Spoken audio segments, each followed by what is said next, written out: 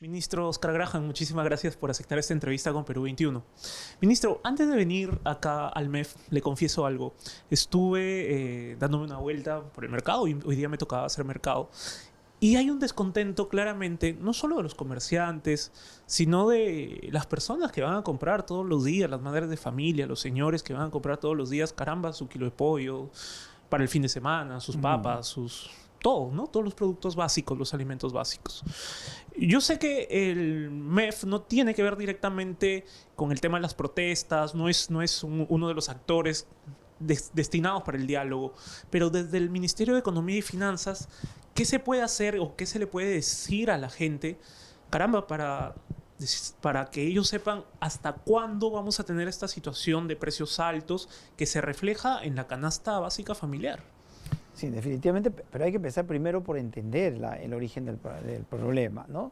Primero tenemos un contexto externo donde hemos subido los precios de los commodities, petróleo, maíz, trigo, que son insumos básicos en los cuales nosotros no producimos, tenemos que importar y que impactan directamente en la canasta de consumo del ciudadano. Entonces, por ejemplo, el petróleo ha subido en los últimos 12 meses más del 70%, el trigo igual, el maíz más cerca del 40%.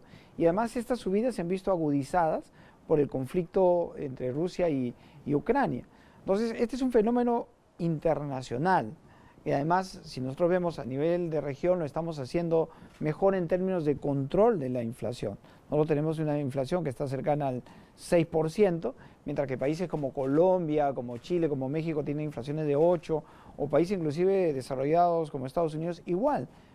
Brasil tiene una inflación arriba del 10%. Entonces hay que entender definitivamente cuál es el contexto y qué es lo que se origina. Entonces, esto no es un tema local, esto no es un tema, digamos, atribuible o responsabilidad del gobierno. Pero obviamente lo que tenemos que hacer es tomar medidas para mitigar, entendiendo además que este es un fenómeno temporal. De acuerdo a las proyecciones que hace el Banco Central, hacia fines de año ya se disiparían estas subidas de precios inusuales y estaríamos nuevamente dentro del rango meta de inflación que tenemos a nivel de país, cercano al 3% a partir del primer trimestre. Claro, Pero sí. luego, y yo entiendo la preocupación del ciudadano de a pie, por eso es que tenemos que, habiendo explicado esto, el enfoque de las medidas tiene que ser precisamente de ese tipo, focalizadas en aquellos que han tenido un mayor impacto de esta subida de precios y segundo, temporal. Por eso es que desde el Ministerio de Economía hemos coordinado con otros ministerios medidas como, por ejemplo, el año pasado se amplió la exoneración del IGB a los alimentos, menestras, frutas, ¿no? Legumbres.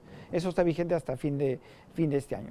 La semana pasada sacamos el decreto supremo que incluía, además, dentro del Fondo de Estabilización de Precios de Combustibles, a aquellos combustibles que tienen un mayor uso en el transporte de carga y pasajeros.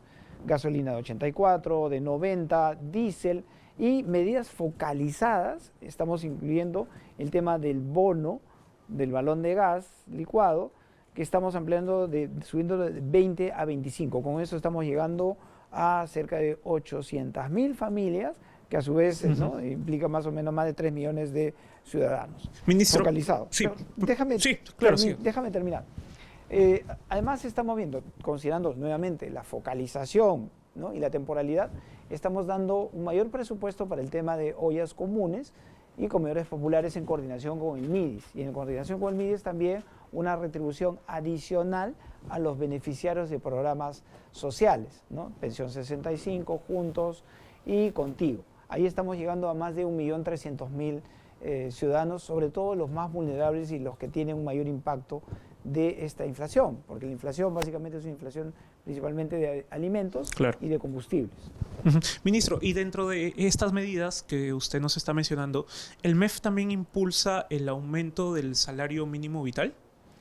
Bueno, en realidad hay que considerar que hace más de 4 años no se ha hecho una actualización de la remuneración mínima vital. La inflación acumulada de los últimos 4 años está alrededor del 16%. Evidentemente hay que descontarle el tema de la variación en la productividad.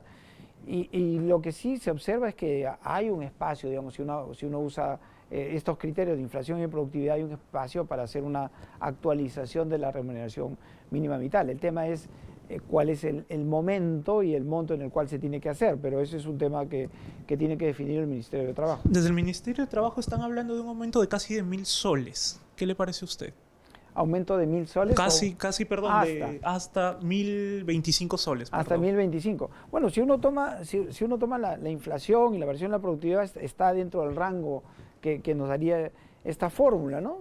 Yo lo que sí puedo decir es que hay espacio para aumentar, pero hay que considerar que definitivamente cuando se hace un aumento de la remuneración mínima vital, hay sectores de la economía que se benefician y hay otros que pueden ser afectados, y ahí tiene que hacerse un balance adecuado cuando se implementa este tipo de medidas, y esa evaluación tiene que ser. Claro, es que se beneficia a la gente que tiene trabajo y que está en una planilla formal, pero ¿qué hacemos, ministro, con toda la gente, el 70% del país que trabaja en el sector informal, que se la busca día a día, gente que, vamos, que come lo que trabajó en el día eso y no tiene un sueldo? ¿Qué le decimos a esas personas? Claro, ese es otro tema, ¿no? El tema es un tema de formalización. Y entiendo que en nuestro país, coincido con las cifras que tú mencionas, tenemos que trabajar en una agenda de formalización de nuestra economía.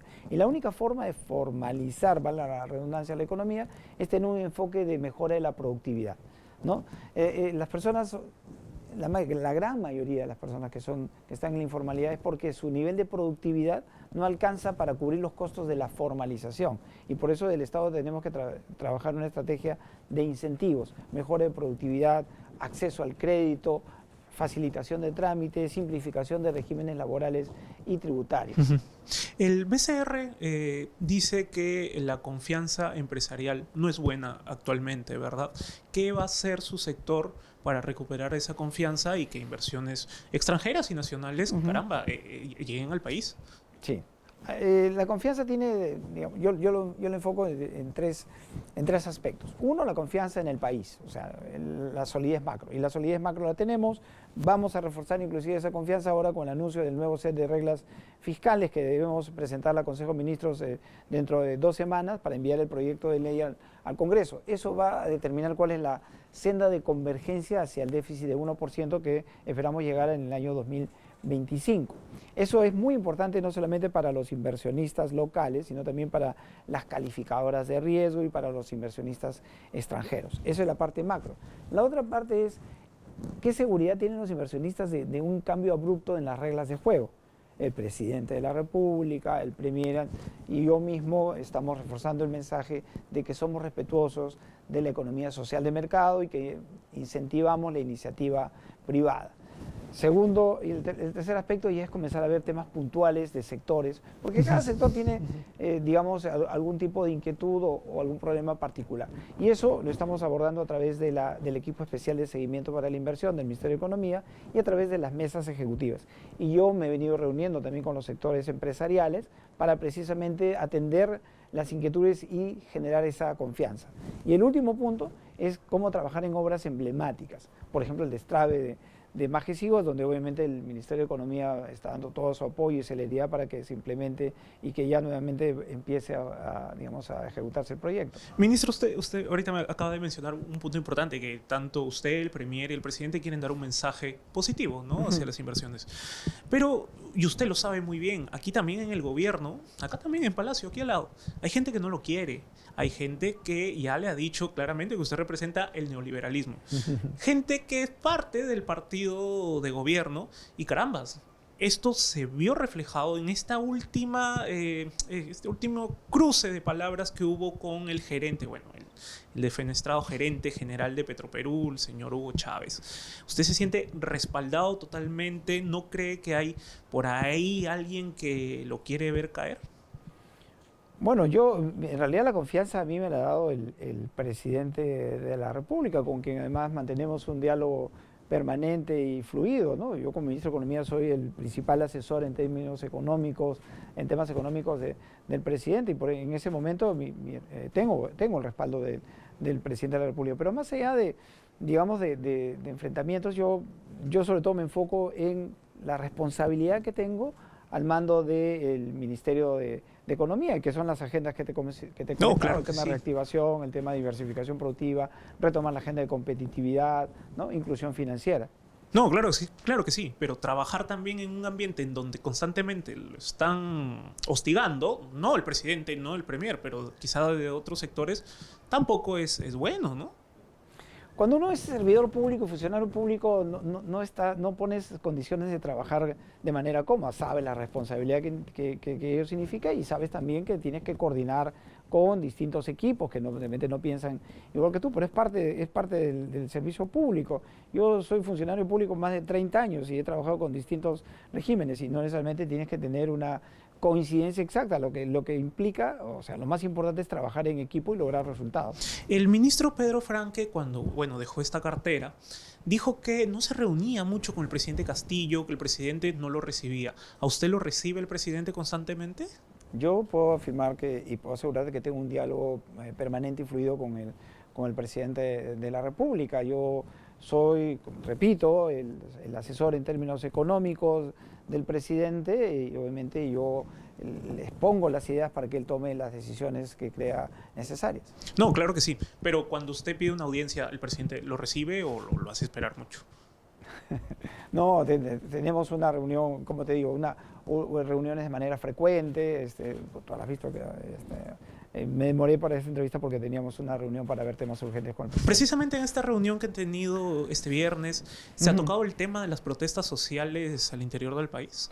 Sí, bueno, es uno de los temas que hemos tratado, ¿no? Es de mucha preocupación, sobre todo para todo el gobierno, estas protestas sociales y el nivel de violencia que está generando y sobre todo esto cómo está afectando a la población. Nosotros reconocemos y tenemos que reconocer el derecho a la protesta que tienen los ciudadanos, pero esto no puede terminar afectando a la población, sobre todo más vulnerable. No pueden haber bloqueos de carretera y tenemos que hacer un llamado precisamente a un diálogo abierto, franco y constructivo para superar las diferencias y obviamente entender los reclamos que se tengan.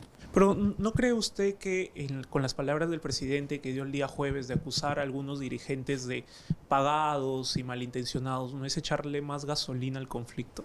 Lo que tenemos que hacer es desescalar precisamente esta conflictividad y nosotros tenemos como ministros, tenemos la responsabilidad de negociar al más alto nivel, ¿no? Para buscar precisamente soluciones a estos problemas. Ministro, quiero preguntarle por Petroperú. Sí. Salió el gerente, el señor Hugo Chávez, pero caramba, Petroperú parece que no levanta, ¿verdad? ¿Qué medidas van a tomar para mejorar la gestión en Petroperú? Petroperú es una empresa rentable, hay que considerar, y lo que se necesita, y también ha sido ya expresado, es un cambio en la gobernanza, ¿no? Entonces, obviamente lo que necesitamos es un cambio a nivel de directorio y también que el directorio decida cuáles son los cambios en la administración que se requieren. Petroperú es una empresa rentable, repito, dentro de 2 semanas empezará operaciones la modernización de la refinería de Talar y va a ser un hito muy importante. Y yo creo que resolviendo este problema de gobernanza vamos a resolver los otros problemas que están pendientes, que es la auditoría de los estados contables y financieros y obviamente la mejora en la calificación de riesgo y el acuerdo que se tiene que llegar con los acreedores de la empresa. El señor Carlos Paredes, expresidente de Petroperú, él lanzó una propuesta interesante. Él lo que dijo fue, ok, Petroperú no se puede privatizar, pero sí se puede abrir las puertas a capitales privados para que tengan alguna participación dentro de las acciones. ¿Es posible eso? ¿Se está evaluando? En general, o sea, siempre se tiene que evaluar bajo distintos tipos de criterios. Hay que acordarse que los recursos estatales son escasos, pero en este momento será una decisión que tiene que evaluar y que tendrá que ser planteada por el directorio o el nuevo directorio que se designe, ¿no? Pero desde su experiencia y manejo de este tipo de empresas, ¿cree que es posible eso mejoraría la gestión en Petroperú? Hay casos y casos. Yo no quisiera enfocarme en el tema de Petroperú. Usualmente la inversión privada trae varias cosas, ¿no? Trae expertise, trae capital, y eso se recomienda usualmente cuando obviamente te da un incentivo, te da un plus en estos dos sentidos. Si la empresa, por ejemplo, no puede endeudarse o tiene limitaciones, a veces una empresa pública requiere, ¿no? de nuevos inversionistas o requiere de un inversionista que le trae un mejor expertise. No te podría hablar en específico en este momento del caso de Petroperú. Ministro, justo hoy se presentó un proyecto de ley en el Congreso que le está proponiendo al MEF eliminar el impuesto selectivo al consumo. Mientras tanto, para los combustibles, ¿es posible que suceda eso? Primero, el impuesto selectivo al consumo hay que considerar que es un impuesto fijo. O sea, ese impuesto no sube conforme va subiendo el precio del combustible. Segundo, que este impuesto selectivo al consumo, en el caso del diésel, ya se devuelve en casi un 53% para el transporte de carga y pasajeros. Y lo que se ha mejorado inclusive es las formas de acceder a esta devolución. Sin embargo, hacerlo de manera generalizada nos genera un problema más complejo porque nos quita recaudación que permite precisamente generar esos recursos para tener estas intervenciones focalizadas que te mencioné al inicio. Además, sería digamos, una eliminación ciega que beneficiaría a todos. Y lo que nosotros tenemos que hacer es medidas, dada la naturaleza de la crisis, ¿no? Tiene que ser medidas focalizadas y temporales. Ministro, ya que hablamos de recaudación, cuando estuvo el señor Pedro Franque acá, se habló de un impuesto a las sobreganancias. ¿Se está evaluando ahora, se va a continuar eso o ya esa idea, caramba, se descartó de pleno? No, es parte de la evaluación que hacemos. Ustedes han visto el reporte del Fondo Monetario, donde concluye que tenemos un sistema competitivo, ¿no? Digamos, tributario que se aplica a la minería. Y obviamente hay que hacer una evaluación muy fina de cualquier modificación que se pueda hacer, ¿no? Pero, caramba, está bien, a la minería y a los ciudadanos, por ejemplo, los ciudadanos que rentan, tienen una renta alta, ¿se sigue evaluando eso? Hay que diferenciar dos cosas. En términos generales, si nosotros vemos la presión tributaria que tenemos como país, comparado con los niveles de ingreso, es muy baja, ¿no? A pesar, inclusive tomando en cuenta el tema de informalidad, todo eso. Entonces, lo que nos revela esto es que hay un alto nivel de evasión y de elusión. Por eso es que las medidas que hemos sacado en la delegación de facultades han apuntado a eso, ¿no? A reducir para, obviamente, mejorar la tributación. Y lo otro pasa por una revisión, obviamente, de las tasas que se aplican para los distintos conceptos. Pero esta revisión definitivamente tiene que ser consensuada con el Congreso. Cuando les hemos pedido el año pasado facultades para legislar sobre esos temas, fueron denegadas y han pedido que se haga un trabajo conjunto. Claro. Cualquier evaluación que se haga tiene que pasar definitivamente por el consenso con el Congreso. Ministro, quiero preguntarle por el programa Reactiva. Hay muchas empresas que pidieron préstamos de Reactiva y bueno, nos hemos enterado, nos han informado que o han quebrado han quebrado la mayoría, pero las entidades financieras sí le están cobrando al Estado peruano los intereses, ¿verdad? Lo que tenía que cobrarle por esos préstamos. La pregunta es, ¿cómo va a ser el Estado, cómo va a ser para pagarle a los bancos si se supone que Reactiva era para... con Reactiva se esperaba que las empresas que fueron beneficiadas devuelvan ese dinero. Ahora el Estado va a tener que pagarle a las entidades financieras ese dinero. ¿Eso no va a afectar también al Estado? No, en realidad cuando se aprueba Reactiva se estimó, dada la magnitud de la crisis, que podía tener una morosidad de cerca de, ¿no?, mayor al 20%, ¿no? El programa sirvió muchísimo para apoyar la liquidez y es lo que realmente ha sido uno de los programas que ha ayudado a la rápida recuperación de la economía. Te digo, se empezó con una tasa de morosidad proyectada del 20% y hoy día el programa ya ha comenzado a recuperar. Algunas empresas han prepagado y lo que tenemos en este momento es que la morosidad a la fecha es de alrededor de 1.3%. 1.3. Sí, entonces si uno compara esa morosidad de 1.3%, por ejemplo, compara con la morosidad de los créditos a la microempresa, entonces es una morosidad que no es ni la cuarta parte de lo que usualmente se cobra, o que incurre cuando se presta a través de una entidad financiera. Pero más allá de eso, el mecanismo es el siguiente. Hay que recordar que la plata de Reactiva, el dinero, es un préstamo del Banco Central para la empresa financiera y esta empresa financiera le presta a la empresa. Cuando la empresa incumple, entonces lo que hace la empresa financiera es que tiene que devolverle el dinero al Banco Central y ahí es donde ejecuta la garantía. Pero ahí no termina el tema, porque hacer un crédito que no se ha pagado, ¿no?, después de 90 días de incumplimiento, se activa el pago de la garantía. El Tesoro Público paga esa garantía, que es la que te digo que ahorita está en 1.3%, pero el proceso de cobranza no termina. La deuda se tiene que seguir cobrando porque es una deuda que no se extingue con el incumplimiento. Y ahí precisamente COFIDE hace todo el seguimiento con la entidad financiera para seguir la cobranza. Ya seguirá la cobranza por otros medios, cobranza coactiva, cobranza judicial, pero la deuda no se extingue, como cualquier deuda. O sea, es como el crédito que hubiera dado una caja municipal. Si el cliente no le paga, bueno, sí, obviamente hace la provisión del caso, pero luego la caja municipal continúa o la entidad financiera continúa con el proceso para recuperar precisamente los recursos que ha invertido en ese crédito. Claro, porque son 60.000 millones de soles, ¿verdad? Que se deben recuperar. No, en realidad el programa fue por 60.000, se otorgaron garantías por 52.500, de los cuales ya se han devuelto más de 20.000 millones, o sea, ha habido prepagos y pagos parciales, ¿no? del monto, ¿no? No es ese monto, y lo que te digo, lo que está involucrado ahora es una morosidad de 1.3%, y obviamente hay empresas que siguen pagando puntualmente, o sea, con el nuevo cronograma que se dio el año pasado. Ah, qué bueno, qué bueno. Ministro, quiero preguntarle, ¿qué grandes proyectos va a impulsar el MEF precisamente para dinamizar la economía? ¿Qué grandes proyectos mineros, por ejemplo? Mineros, no, o sea, solo los que están ya en proceso, ¿no? Que ya Yabeco que ya va a empezar operaciones este año, pero hay proyectos que se están destrabando, como por ejemplo un proyecto que es emblemático es el de Majesiguas, que afortunadamente ya se firmó la adenda que faltaba, y ahí hay que hacer unos desembolsos que tenemos que hacer para agilizar el tema del apoyo de la CAF. Este proyecto es emblemático porque además representa más de 38.000 hectáreas de terreno cultivable y va a generar más de 100.000 puestos de empleo adicionales. Y hay otros proyectos como por ejemplo el del Muelle Norte, la continuidad de la línea 2, ¿no? Que son proyectos emblemáticos en los cuales le vamos a poner todo el esfuerzo. Ya que hablamos de proyectos, ¿qué problema hay en el Aeropuerto Internacional Jorge Chávez? Se está hablando de que el Estado, el gobierno, desde el Ministerio de Transportes no quieren seguir con la construcción del segundo terminal, del nuevo terminal. No, lo que pasa es que hay una propuesta por parte del concesionario, de lo que entiendo, porque no ha llegado la consulta oficial al Ministerio de Economía, de hacer un desarrollo modular, ¿no? A diferencia de la actual propuesta que está ejecutando. Ese es un tema que en su momento, si bien la consulta... Todavía no le han pedido opinión técnica. No hemos pedido. Ok.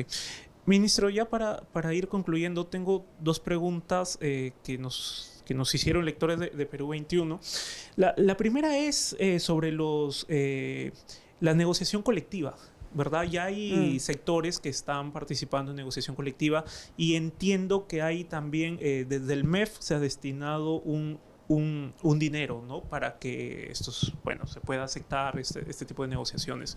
En este tema de la negociación colectiva, ¿se va a seguir impulsando, se va a seguir destinando dinero para que los sectores sigan en este tipo de gestiones? Este es el primer año en que se hace esa negociación colectiva. Obviamente lo que sacamos nosotros a inicio era cómo se podía hacer un piso mínimo para poder equiparar digamos que los distintos pliegos de reclamo, pero es parte de la negociación.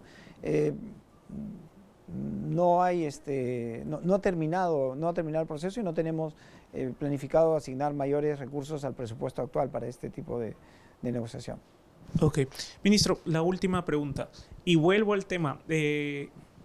Hace unos minutos, uno de los asesores del gobierno dijo que se estaba buscando oxigenar el gabinete. ¿Usted está seguro acá? ¿Se siente seguro? ¿Ha recibido el respaldo del presidente de la República? ¿Se siente seguro que va a continuar? Bueno, el presidente hace una evaluación continua de los ministros, y definitivamente hacer un cargo de confianza uno tiene que hacer su labor con la mayor responsabilidad. Acuérdate que los cargos de confianza uno tiene la certidumbre de cuándo es que te designan, pero no cuándo termina tu encargo de confianza, y eso es una evaluación que hace permanentemente el presidente de la República. ¿Con quién no se lleva bien en el gabinete, ministro? Yo me llevo bien con todos. Con todos los ministros. No, ¿Con la ministra de Trabajo? Con todos. Con Betsy, con Jorge, con Alejandro, con todos. Somos un equipo de trabajo en los cuales tenemos una coordinación permanente. Bien, ministro. Le agradezco por su tiempo. Muchísimas gracias. Hasta